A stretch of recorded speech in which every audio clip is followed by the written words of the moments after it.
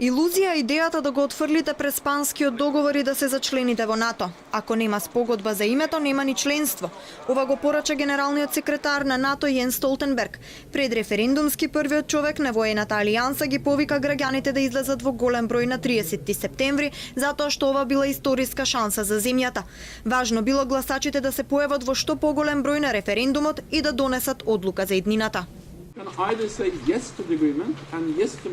Или може ќе кажете да на спогодбата и да на референдумот и за членувањето. Идејата дека може да ја отфрлите спогодбата со Грција и да се зачлените во НАТО е целосна илузија. Како пријател на вашиот народ, морам искрен и да бидам отворен со вас и искрен. Бев присутен на самитот во Букурешт во 2008 година. Знам колку е тешко ова прашање.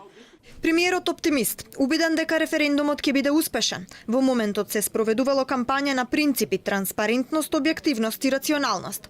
Граѓаните морало да се информираат за придобивките од македонско-грчкиот спор и влезот во НАТО и ЕУ. Убеден сум дека референдумот ќе биде успешен и дека потоа ќе можеме да продолжиме со уставните измени без одложување.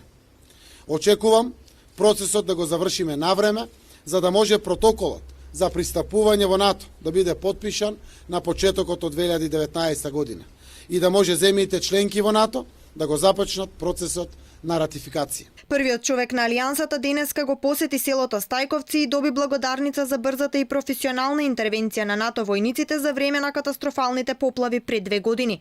Столтенберг доби и улица кај градскиот стадион во чест на неговиот татко, норвешкиот дипломат Торвалд Столтенберг, кој помагал по катастрофалниот скопски земјотрес од 1963 година.